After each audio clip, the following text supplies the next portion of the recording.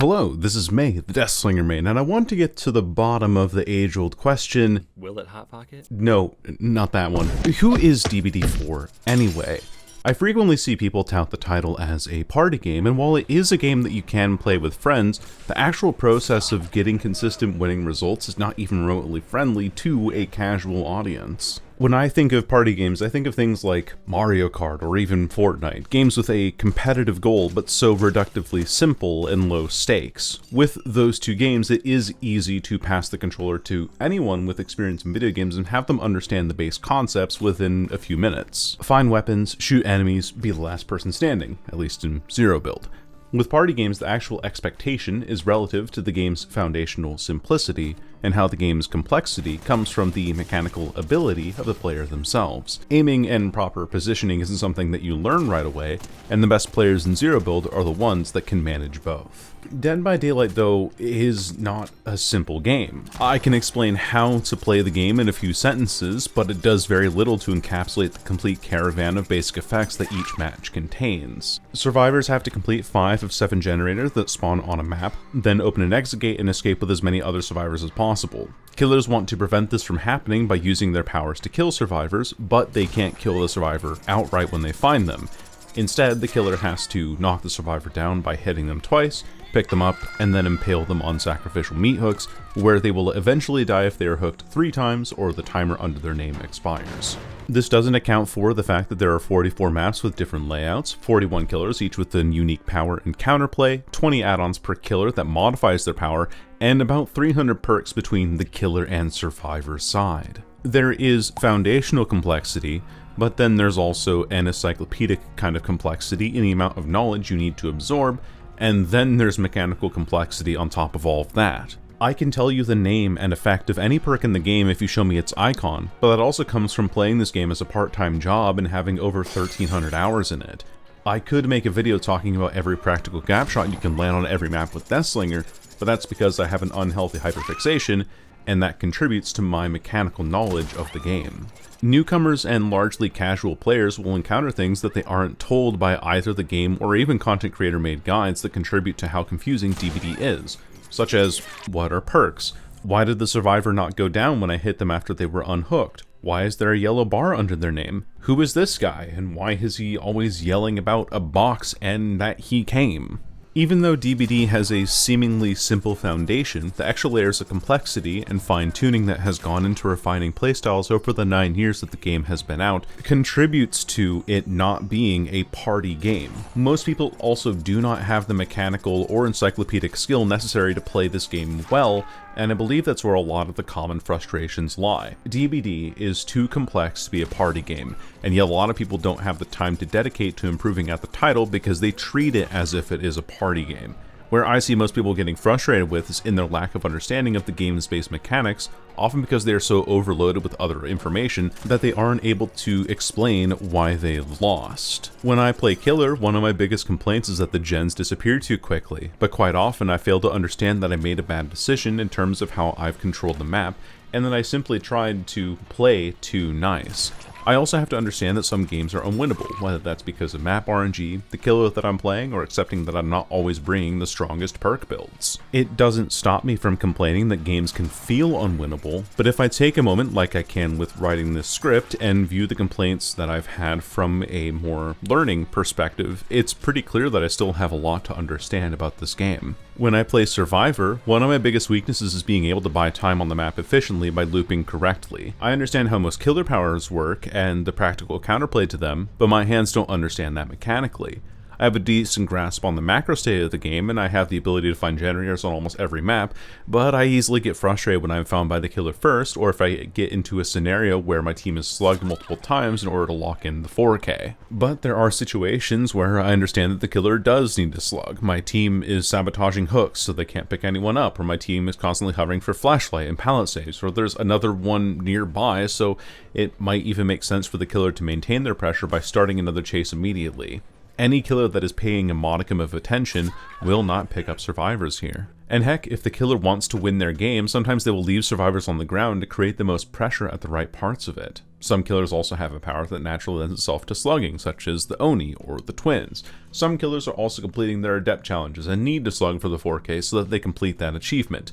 In every one of these circumstances, I am both frustrated by slugging, but completely sympathize with them because that's what I would do too. The only time that I'm not a fan of the strategy is when it is the killer strategy from the start of the game. That much is annoying, but it's also an exceedingly rare case. Tunneling is also frustrating, but at least it gives me a chance to test my abilities in Chase, and if I lose quickly, I just go into the next match, or, you know, shut the game off if it's really getting to me. But I think that that perspective, even as terrible of a Survivor player as I am, does come from my hours of playing killer comparatively. And I would also like to point out that I have made over 200 videos on DBD and have 1,300 hours invested into it.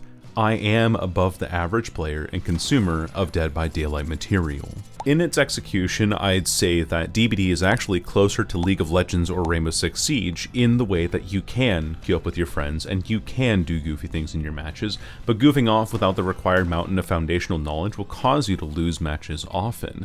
You're not playing in a sweaty way per se, but you do have to play to a certain standard to remain competitive. If I get quick peeked on a corner, I know that I lost that fight because I didn't pre-fire, or I held still after they clearly found my location. If I get out-traded in bot lane, it's because I underestimated my capabilities as a player and got caught in a bad position. Remaining competitive in any of these games requires a certain level of dedication that forces players to make it one of the only games that they play. That or seek unemployment, further exacerbated by how some of the top content creators for Dead by Daylight agree that you pass beginner status after you reach 1,000 hours of total playtime. Does that all sound like a party game to you? So this loops back around to the initial question of who is Dead by Daylight for, and I'd say that the game is for people who are looking for something complex to sink their teeth into. It is an investment of time and patience that gradually peels away into being a really fun game when it works as designed, with its dour complexity contributing to a seemingly infinite skill ceiling branching in multiple directions. There are plenty of learning opportunities along the way, and literally thousands of ways for the game to be played, with a plethora of community provided resources to help you learn about its intricacies. Mr. Taterhead is probably one of the most dedicated Survivor players that I know of, what with his several hour-long breakdowns on how to play Survivor on virtually every map. Otsudarfa provides general killer tips and has an entire website dedicated to all of your beginner questions, including whom to unlock first and what builds you should try on every killer. Puffalope has a video that talks about goals to reach as a Survivor player depending on your relative playtime. Hens has common showcases for what top level play looks for individual killers, and every killer also has its own pool of known content creators that main that character specifically, and a lot of them also have their own dedicated individual guides on how to play just that killer. There are so many moving parts that mix and match in between every game of DBD, making it so that no two matches really should play out the same. The individual skill and mechanical ability of every player can lead to some really impressive moments, and even if I don't consider myself one of the best Deathslinger players in the world, I can still feel satisfied in the mechanical understanding that I've developed over the hours that I've invested into playing him specifically. If Deathslinger were an easier character to play, I don't think playing him would have turned into such a hyperfixation for me. It's an old party trick at this point, but did you know that you can shoot through this? Felix didn't think I could. This is something that I have learned through putting far too many hours into this game, but in that same vein, I'm getting rewarded massively in some extremely niche scenarios as payment for the time that I have spent. Other Deathslinger players will hit shots like this one on Nostromo, or this one on the Ironworks of Misery. How do these people know that these work? Because of the time that they've spent on fine-tuning the game. Friend of the channel, Late Night Nomad, regularly hits clips like these, like, "Oh my god, just have my babies already." So when I say that DBD has an infinite skill ceiling, this is what I mean, and these are just examples for one of the 41 killers in the game. With the possibility of reaching such mechanical heights, and with an ever-expanding list of variables to impact a match, a player's end goal is to become one of those players that understands Dead by Daylight completely, or is at least extremely talented at one aspect of it, since I like playing other games too sometimes. Either way, when everyone is chasing the dragon of becoming the best looper in the world on Survivor, or becoming the most talented killer main on their character of choice, they should have something to strive towards. Having a gargantuan skill ceiling and giving both sides the opportunity to learn from mistakes or develop greater counterplay naturally lends this game to requiring players to invest a ton of time into it to get good at it, which means that the game is complex, which also means that most of the people that play Dead by Daylight are not actually good at the game. League of Legends players will be familiar with the sentiment, in the way that the regular ranked game is balanced around high elo and even professional play. One of the recent patch notes even states that they wanted one champion, Jax, to be more prominent at the ongoing World Championship. Another champion, Yunara, was dominant in one patch, nerfed in a following patch, then buffed 2 more patches in a row because she wasn't seeing the results that Riot expected at higher elo. Yunara is presently the most picked and banned champion at the League of Legends World Championship, despite having a statistically negative win rate across all ranks, even in Diamond and higher, which represents less than 5% of the player base. The reason why PvP games with high skill ceilings tend to balance around the upper echelon of players is because the players that are lower rated than them typically look to more qualified individuals for advice on how to improve at their game. That skill gradually trickles down. We even see this in chess. You wouldn't take advice from me, a 400 rated player, on how to play chess unless you wanted to lose.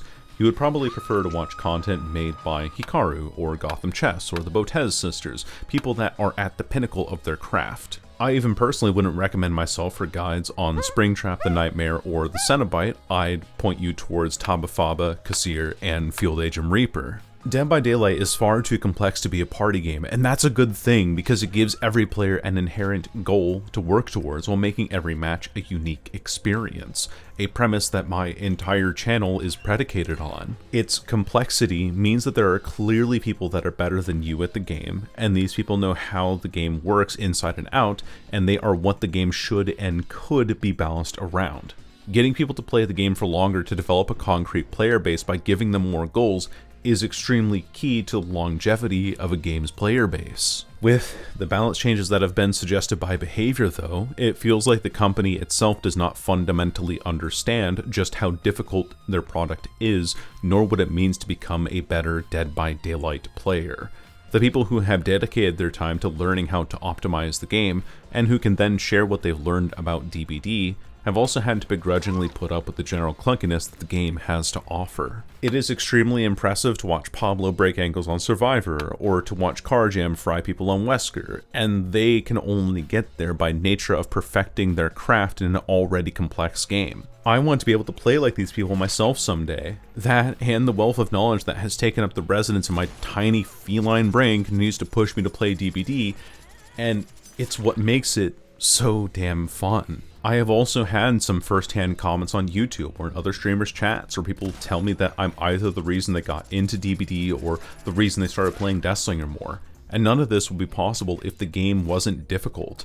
None of this would be exciting if the game held my hand to get here. When Behavior makes a slew of changes that are specifically catered towards the majority of players, and even admittedly unskilled ones, the end result is a game that will gradually alienate the necessary die-hard player base. Behavior's actions lead me to believe that they see their game as a party game, and it simply isn't nowadays. We have far too much in the game now to make it friendly to unskilled or new players through balance changes. And that isn't to say that we shouldn't have new players joining the game at all. Getting new players in is how games maintain the longevity. What I'm saying is that Behavior needs to adjust their onboarding strategy to make it more sustainable so that people don't have to watch dumb fucks like me tell them how everything works. Some things that I wish that the tutorials would touch on in Dead by Daylight wouldn't be to just focus on the Trapper's power, but to actually give the players a chance to try all of the base killer powers, including the Wraith, the Billy, and the Nurse, so that they actually get a proper handle on what to play or what actually feels best for them to start. The tutorials also don't tell you anything about scratch marks and when to leave them and when not to leave them, making it easy for killers to track down new players who don't know that they're leaving them behind, or players who tend to walk everywhere because they're afraid of the killer finding them and then losing the game to time. The tutorials do nothing to tell you about perk loadouts and what is best equipped for you, and in fact if you want to find that, you do have to go to third-party locations to figure that information out, and I can't really say that every content creator's personality vibes with everybody else. I also personally think that the grind for this game is ridiculous. It took me around 600 hours to get all of my killers to Prestige 3, and I'm slowly chipping away at Prestige 3 on all of the survivors now.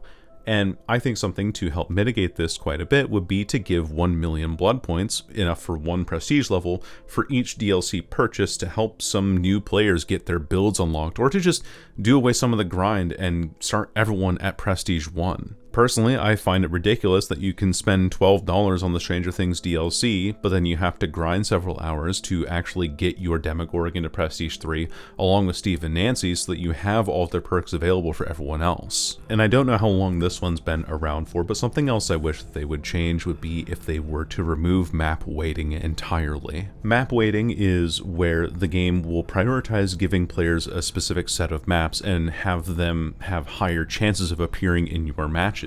But the reason why I want them to remove this is because if you have all 44 maps working together, there's going to be some commonalities that new survivors can see in between a lot of the maps. For example, Macmillan tiles have your TNLs, you have your jungle gyms, and then you can see those as well on the Ormond maps or on the Yamaoka maps.